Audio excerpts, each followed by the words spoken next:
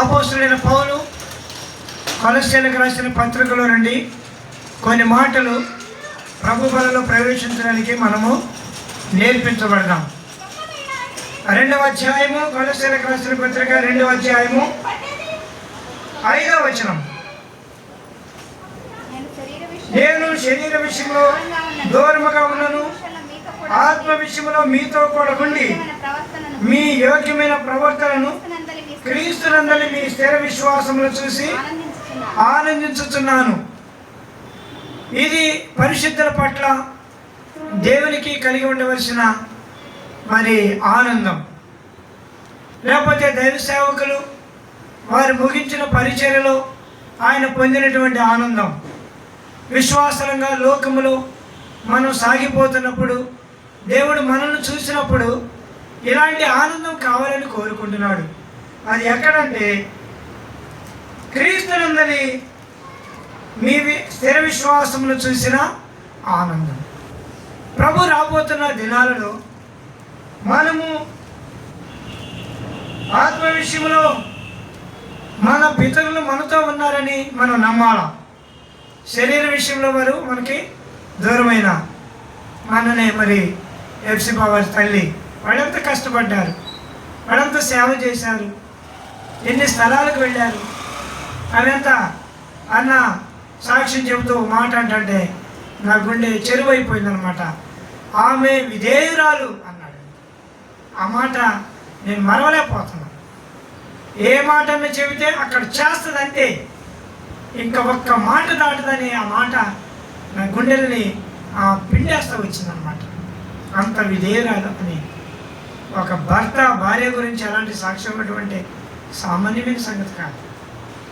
కాబట్టి ఇట్లా మన వాళ్ళు అందరూ ప్రాముఖ్యమైన వారు శరీర విషయంలో మనకి దూరం అయిపోతున్నప్పటికీ ఆత్మ విషయంలో దగ్గరగా ఉన్నారని ఎరిగి స్థిర విశ్వాసములో మనము ఆనందించాలి. మన స్థిర విశ్వాసం కనబడాలి.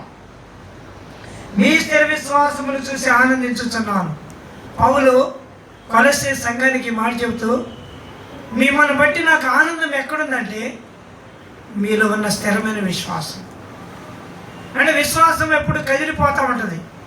అందుకని యేసుప్రభువు వారి శిష్యులతో అన్నాడు, మీరు ఆవగిందంత విశ్వాసం గలవారైతే కమ్మడి చెట్టు సముద్రంలో పడమంటే, కొండెల్ని సముద్రంలో పడమంటే, మీకు అసాధ్యమైంది ఏదైనా సాధ్యం అంటూ నమ్ముట నీ వలనైతే నమ్మువానికి సమస్తము సాధ్యం. ఈ మాట అక్కడే పుట్టింది. విశ్వాసాన్ని బట్టి యేసుప్రభువు వారు శిష్యులతో చెప్పారు, నమ్ముట మీ వలనైతే నమ్మువానికి సమస్తము. కాబట్టి విశ్వాసం అనేది ఇలాంటి నమ్మకంగా ఉండాలా.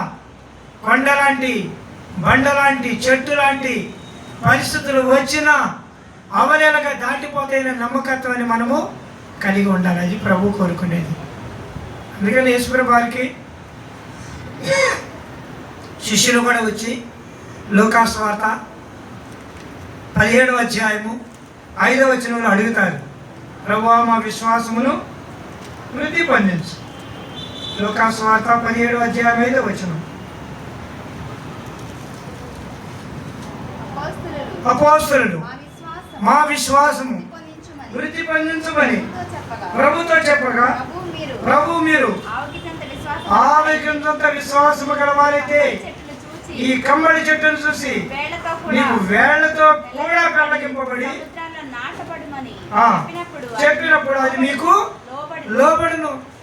కమ్మడి చెట్టు వేళ్లతో కూడా పెళ్ళగింపబడి సముద్రంలో పడటం, అది విశ్వాసం. మనమైతే పెళ్ళగింపబడకపోగా ఇంకా కోకంటి వేళతో నాటపడతా ఉంటుంది. సమస్య జటిలమైపోతూ ఉంటుంది, బాధ ఎక్కువైపోతుంది. నిన్న కారమే, ఇవాళ పచ్చడే, రేపు పచ్చిపులుసు. ఏంటి విశ్వాసం దిగిపోతాం. ఆయన చెప్పేది మీకు అర్థమవుతుంది అనుకోండి.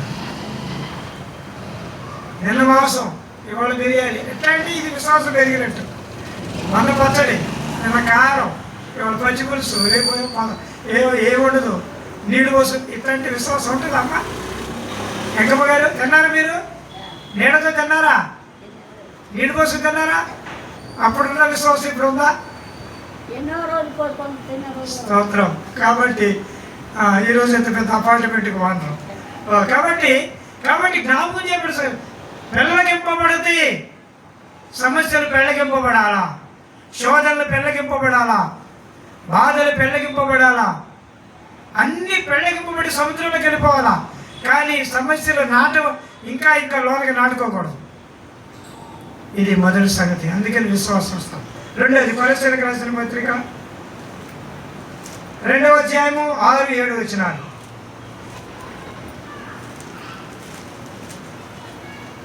చదవండి.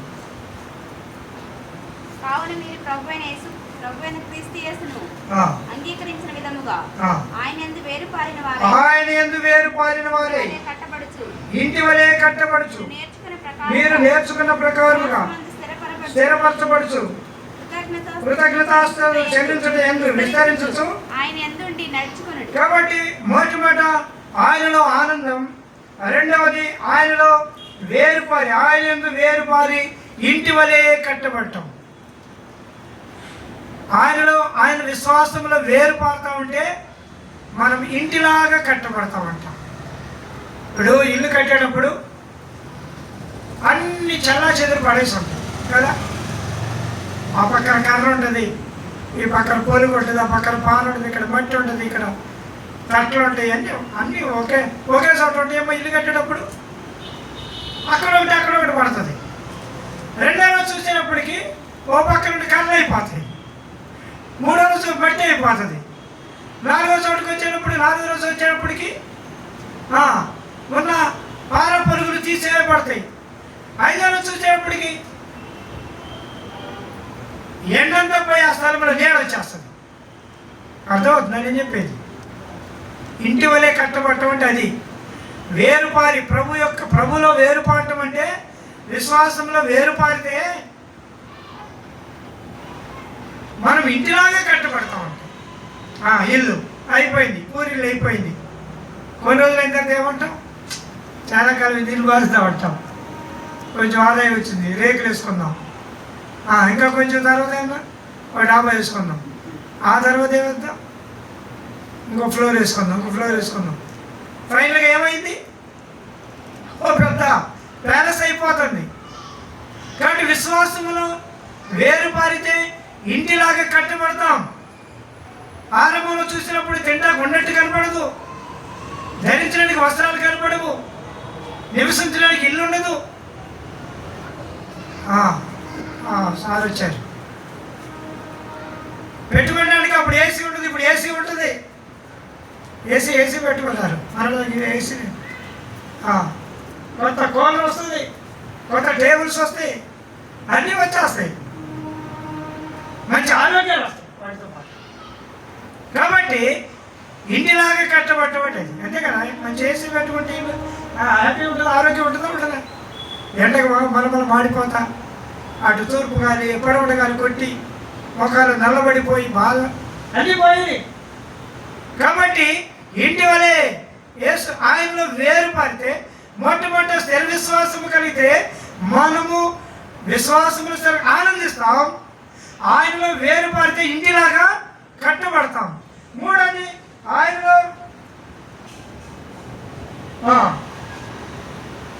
ఆయనతో కూడా మనము తర్వాత ఏమన్నాడంటే విశ్వాసముందు స్థిరపరచు కృతజ్ఞతాస్తుతులు విస్తరిస్తూ ఆయన యందు నడుచుకొనుడి. మూడవది మొట్టమొదటి ఆనందించుడి, రెండవది వేరుపారుడి, మూడవది నడుచుకొనండి. ఎట్లా నడవాలంటే కృతజ్ఞతాస్తుతులతో నడవాలంట. స్థిర విశ్వాసమునేమో విస్తరించుకుంటూ కృతజ్ఞతాస్తుతులు చెల్లిస్తూ ఆయనలో నడవాలంట. చాలాసార్లు కొంత దూరం వెళ్ళిన తర్వాత నడక కృతజ్ఞతాస్తుతులు చెల్లించడం మర్చిపోతాం. అరే ఆరంభంలో దేవుడి స్థితి నుండి స్థితికి తీసుకొచ్చాడే, ఇప్పుడు ఇంకా ఆయనకి నేనేం చేయాలి? అపోస్తలుడైన పౌలు పట్టబడినప్పుడు, దమస్కు మార్గంలో పట్టబడినప్పుడు పైనుండి ఒక స్వరం, సౌలా సౌలా నీవు నన్ను హింసించుతున్నావని ఒక స్వరం రాగానే ఆ దమస్కు మార్గంలో బోర్లు పడిపోయాడు, ఎల్లకలు పడిపోయాడు. నువ్వు హింసించుతున్న యేసు నేనంటే వెంటనే ఆయన అన్నాడు, ప్రభువా నేనేమి చేయవలేను. నేనేం చేయమంటావు? నేను దోషకుడును, హింసకుడును, హానికరుడును, పాపులలో ప్రధానుడును. నీకు ఇప్పుడు దొరికాను నేను, నన్నేం చేయమంటావు? నువ్వు అక్కడికి వెళ్ళు, నువ్వు అక్కడ పడి ఉండి నీకు చెప్తా ఏం చేయాలి. ఆయన అక్కడే పడి ఉన్నాడు. ఆయనే ఒక దైవజనుడిని పంపించి, అననయ్య తారసువాడైన సౌలు అక్కడ పడి ఉన్నాడు, ఇది పలకరించినావయ్యా. అమ్మో, ఆయన నేను ఎట్లా పలకరిస్తాను? ఆయన చాలా భయంకరుడు కదా. అయితే ఆయన గురించి 9వ అధ్యాయం 15వ వచనంలో అపోస్తలుల కార్యంలో చూడండి దయచేసి ఆ మాట. ఏం చేయాలో అక్కడ చెప్పాడు, అతడు ఏం చేస్తాడో చెప్పాడు. అపోస్తలుల కార్యములు 9వ అధ్యాయం 15వ వచనం. ఇతడు నేను ఏర్పరచుకున్న వెళ్ళుము రాజుల ఎదుటను ఇశ్రాయేలు ఎదుటను నా నామం భరించుటకును ఇతడు నేను ఏర్పరచుకున్న సాధనమై ఉన్నాడు. ఇతడు నా నామము కొరకు ఎన్ని శ్రమలు అనుభవించవలను నేను ఇతనికి చూపుతున్న. అతనితో ఏం చేయాలంటే శ్రమ. మనం ఏమనుకుంటామంటే ఏం చేయాలంటే అబ్బా మంచి, ఇప్పుడు దాకా గుర్రం మీద వెళ్ళాను, ఇప్పుడిక అన్నింటిలో నాకు ఎటు చూసినా ఏసీ ఫస్ట్ క్లాస్ ట్రైను, ఎక్కితే ఫ్లైటు, లేకపోతే షిప్ అయితే జర్నీ, ఏదైనా సరే బాగుంటుంది అనుకున్నాడు. కానీ అన్నాడు ఈతను నా కొరకు ఎన్ని శ్రమలు అనుభవించవలేదు, నేను అతనికి ఏం చేయాలంటే శ్రమలు చూపిస్తాడు. మనం ఎవరుకుంటామంటే పారిపోతాం. అక్టోబర్ 23వ తారీఖు 24 అంతేకండి, 24 అక్టోబర్ 23వ తారీఖున ఎలాంటి శ్రమల్లో ఉన్నారు. అక్టోబర్ 26 వచ్చింది, ఎంత ఆనందం. కాబట్టి ప్రభు నిరంతరం అప్పుడు శ్రమల్లో నుండి తీసుకెళ్ళాడు, కష్టాల నుండి తీసుకెళ్ళాడు. మనల్ని కూర్చొని ఆలోచిస్తామంటే మన కాదులే, రాత్రి ఒక ఇంటికి ఒక మందిరానికి తీసుకెళ్ళింది ఏమన్నా, ఓ మందిరం దగ్గరికి. అదిగో సండే స్కూల్ బుక్స్ అన్నీ చూడండి, అక్కడికి రెండు బండిల్స్ తెచ్చామే అక్కడ స్టాండ్ మీద ఉన్నాయి చూడండి. అది తీసుకొక మందిరానికి వెళ్తే మందిరంలోకి దోమలు ఎలానేవే అడ్డం వచ్చేస్తున్నాయి. అది ఈ కాలం కట్ట పక్కన అన్నమాట చర్చి లోపల ఉంది. ఎంతంటే స్వాగతం పలుకుతున్నాయి దోమలు, కళ్ళల్లో పడిపోతున్నాయి, తలల్లో పడిపోతున్నాయి. అరే నేను ఇంత భయంకరంగా ఉంటుందా మందిరం? అప్పుడు నాకు అనిపించింది, దేవా ఎంత మంచి శ్రేష్టమైన మందిరాన్ని దేవుని ప్రజలకు అమర్పాళ్ళు ఇచ్చావు. అసలు కాలు ఖరాబ్ అయ్యట్లేదు, అంతే. కాలు పక్కనే వెళ్ళాలి, కట్ట మీద నడుచుకుంటూ వెళ్ళాలి లోపలికి. వెళ్ళగానే టమాటా వేసేస్తాడు. ఆ బ్రదర్ బతకడం, ఈ దావులు బతకడం అలవాటు అయిపోయింది. కాబట్టి జ్ఞాపకం చేస్తుంటున్నాం, నేను ఇతనికి ఎన్ని శ్రమలు పడవలను చూపించాడు. రాళ్లతో కొట్టబడ్డాడు, పలు ప్రదేశాలకు పరిగెత్తాడు. యోదయ, సమరయ, గలిలయ, భూ దిగంతముల వరకు పౌలు ప్రయాణం చేసిన పత్రిక రకంగా 2 మ్యాపులే బైబిల్లో రాశాడు. అది శ్రమలు అంటాడు. 2 కొరింథీ 23వ అధ్యాయంలో చెప్తాడు. 11వ అధ్యాయంలో 23 వచనం నుండి ఆయన పొందిన శ్రమలన్నీ ఉంటాయి కదా. ఆకలిలోను, దాహములోను, చలిలోను, దిగంబరత్వంలోను, కపట సహోదరుల వలన ఆపదలు, దొంగల వలన ఆపదలు, నదుల వలన ఆపదలు, చెప్పవలసిన అనేకమైన. ఇది విశ్వాసంలో నడవటం అంటే మామూలుగా ఉండదు. ఈ నీటిలో నుండి నడిపించాలి. సో కాబట్టి మొట్టమొదటి ఆనందించు, రెండవది కట్టబడు, వేరుపారు, మూడవది ఆయనతో కూడా నడువు. ఈ నడక ఆత్మీయమైన నడక ఉంటుంది. కాబట్టి వీటి కొరకు ప్రభు మనకి నేర్పించే పాఠం. రండి 2వ అధ్యాయం 10వ వచనంలో, కొలస్సీయులకు రాసిన పత్రిక 2వ అధ్యాయం ఇంకొక మాట కూడా అంటారు తర్వాత, మరియు ఆయన మీరును సంపూర్ణులై ఉండుట. 4 మాటలు. మొట్టమొదటి ఆనందించుట, వేరుపారుట, ఆయనతో నడుచుట, ఆయనలో సంపూర్ణులై ఉండుట. ఈ సంపూర్ణత అనేది అంత చిన్న మాట కాదు. మీ పరలోకపు తండ్రి పరిపూర్ణుడు కనుక మీరును పరిపూర్ణులై ఉండేదురు అని 6వ అధ్యాయంలో మత్తయి సువార్తలో ఆఖరి వచనం చెప్పారు. కాబట్టి పరిపూర్ణత, సంపూర్ణత అనే మాట చాలామందికి సంపూర్ణం అని పేరు పెట్టుకుంటారు, పరిపూర్ణం అని పేరు పెట్టి విన్నారు. ఈ పేర్లు విన్నారా? పరిపూర్ణమా, సంపూర్ణమా విన్నారా? పరిపూర్ణ అంటే ఆ పేరుకి ఇక కొలత లేదని అర్థం. కాబట్టి ప్రభువులో మనము పరిపూర్ణులుగా ఉండాలి, అది ప్రభు యొక్క ఉద్దేశం. అంటే ఈ 4 మనలో జరగాలంటే మరొక 2-3 సంగతులు జ్ఞాపకం చేసుకుంటే మనము ప్రభు దగ్గరకు వస్తాం. 12వ వచనంలో మీరు బాప్తిస్మము ఆయనతో కూడా చాలు. మొట్టమొదట బాప్తిస్మంలో ఆయనతో కూడా పాతి పెట్టబడితే, అంటే బాప్తిస్మం తీసుకుంటే ఆయనలో ఆనందిస్తాం, ఆయనలో వేరు పారుతాం, ఆయనతో నడుస్తాం, ఆయన సంపూర్ణతను మనము చాలాసార్లు బాప్తిస్మం అనేది చాలామందికి కష్టంగా ఉంటుంది. సంవత్సరాలు అయిపోతారు, విశ్వాసాలుగా ఉంటారు, కానీ బాప్తిస్మం తీసుకుని, ఎందుకంటే నీతి యావత్తును నెరవేర్చే ప్రక్రియ ఇది. మన కృష్ణాలో ఇద్దరికి బాప్తిస్మం ఇచ్చాం, మన బ్రాహ్మణులు మూర్తి గారు మేము కలిసి వెళ్ళి చూపిస్తాం ఫొటోస్. కాబట్టి ఆయన దగ్గర ఇద్దరికి బాప్తిస్మం ఇచ్చాం కృష్ణా ఘాట్ దగ్గర, కృష్ణా. కాబట్టి ఏం సంగతి అంటే, లేకపోతే పాతి పెట్టబడిన స్థితి కాదది. రెండవది చూడండి దయచేసి వచనము, పాతి పెట్టబడ్డారు. ఆ తర్వాత ఆయనను మృతుల్లో నుండి లేపిన దేవుని ప్రభావం విశ్వసించడం ద్వారా ఆయనతో కూడా లేచి తిరిగి పునరుద్ధానం వస్తుంది. వల్ల బాప్తిస్మం పొందిన వారికి అర్థమవుతుందండి. పాతి పెట్టబడి లేపబడాలి. బాప్తిస్మం తీసుకోకపోతే అది సామాన్యమైన రొట్టెలాగే ఉంటుంది. బాప్తిస్మం తీసుకుంటే ఆయన శరీరంలో కనపడుతుంది. మర్మం అర్థమైందా? ఇది ఫుల్పిట్. సామాన్యమైన నేత్రాలు చూస్తే మామూలుగా రాళ్లతో కట్టబడిన ఒక చిన్న ప్లాట్ఫారం లాగా అనిపిస్తుంది.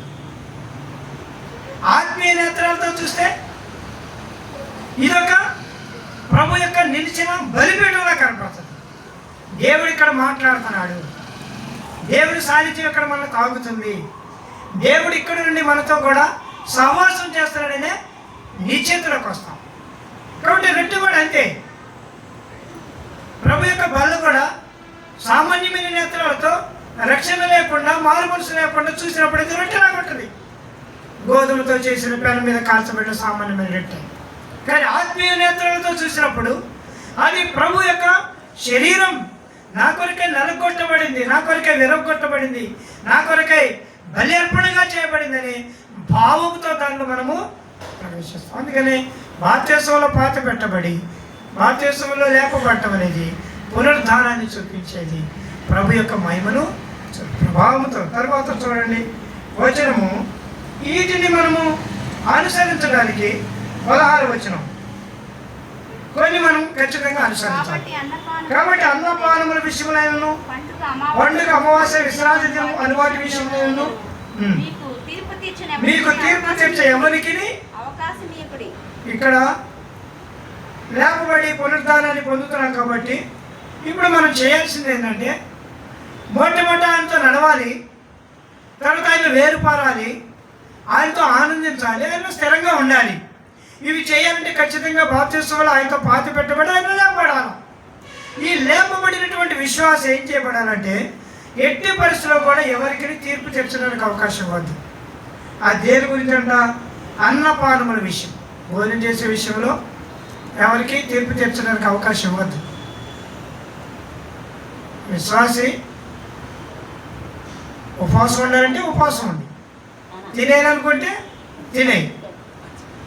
ఉపవాసం ఉన్న రోజునే మాకు శుక్రవారం ఉపవాసం ఉండి ప్రార్థన చేసేవాడు. ఆ రోజున ఒక్కొక్క రోజు పెద్ద 2 కేజీలు 3 కేజీలు ఉన్న చేపలు 6-7 వచ్చాయి. చూడు ఎంత శోధన.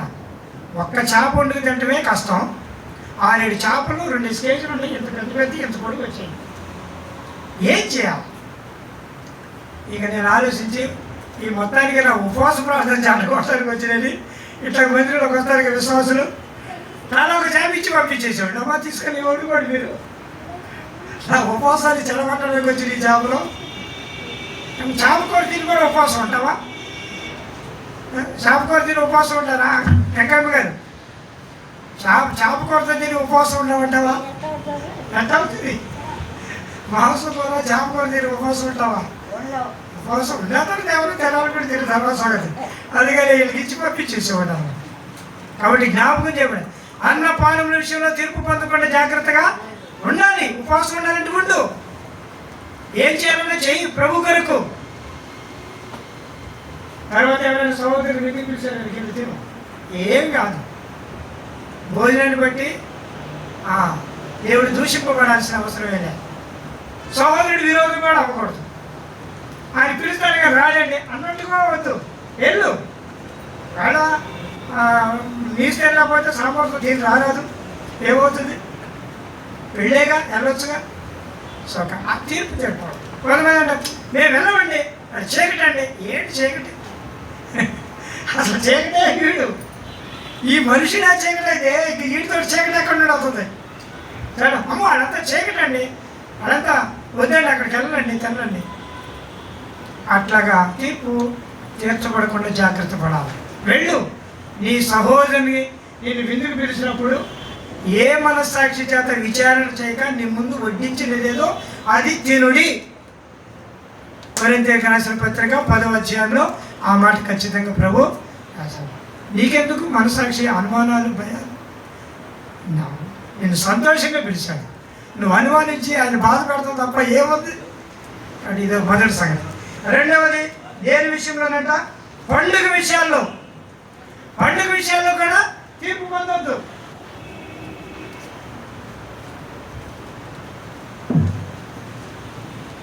పెళ్ళికట్లాగో పండగ కూడా వెళ్ళు, ఇంటికెళ్ళు.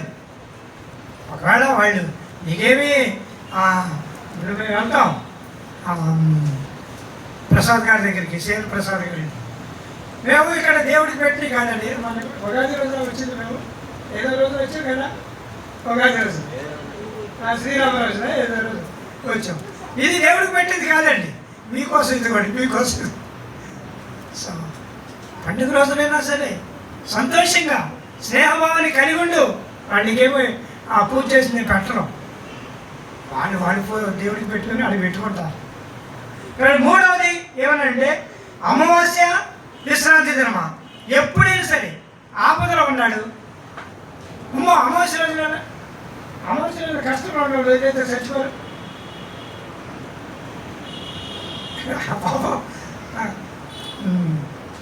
సీతాదేవి గారు మొత్తం 0కి వెళ్ళిపోయారు. ఆ రోజంతా మేము నాకు నిద్ర లేదు, ఒక మాటలో చెప్పాలి. ఒక్కడే ఏడుస్తున్నాడు.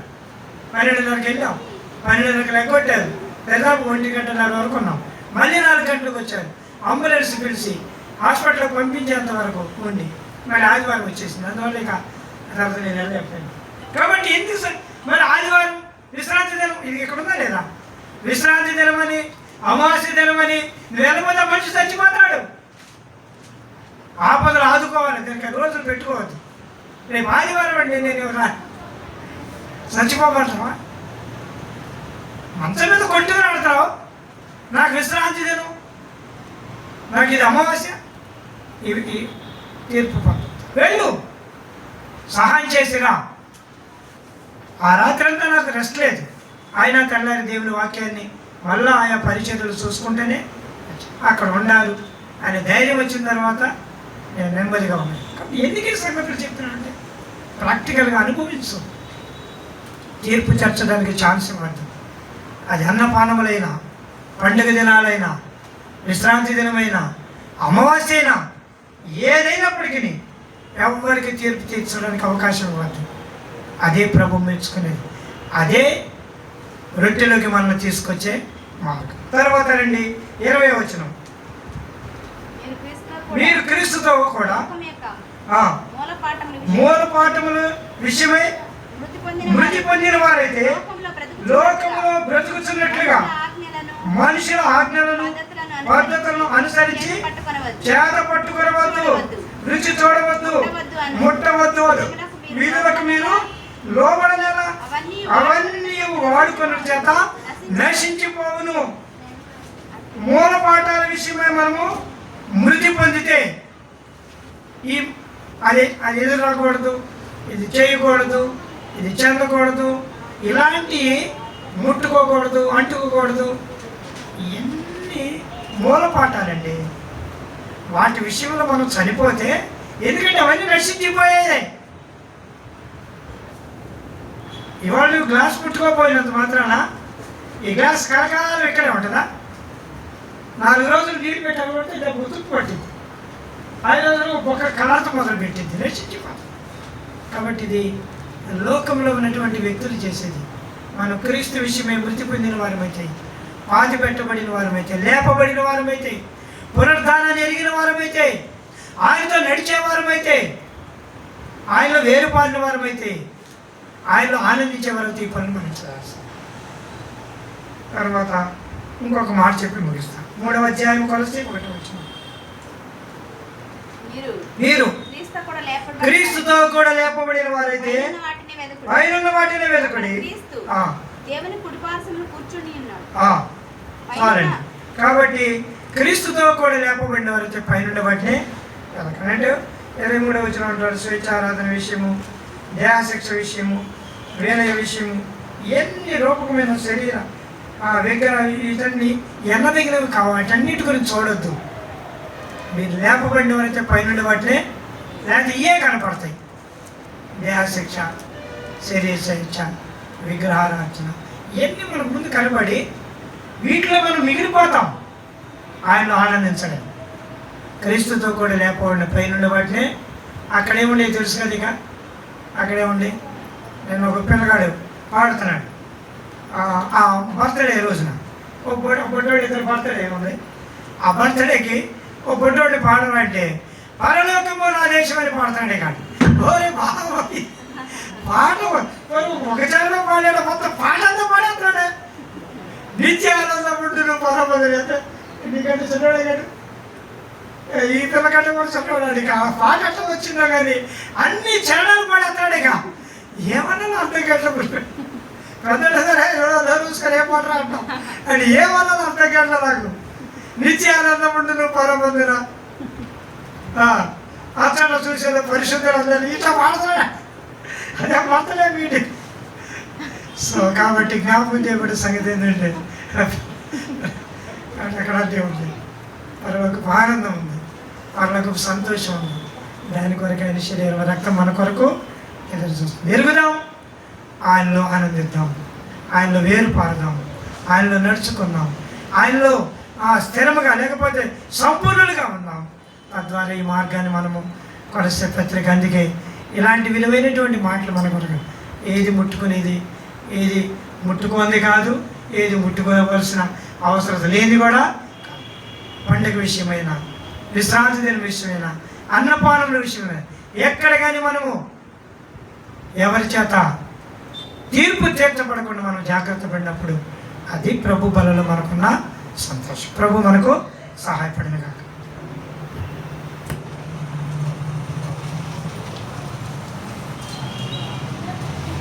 శ్రీమంతండి పరిశుద్ధ దేవా మీ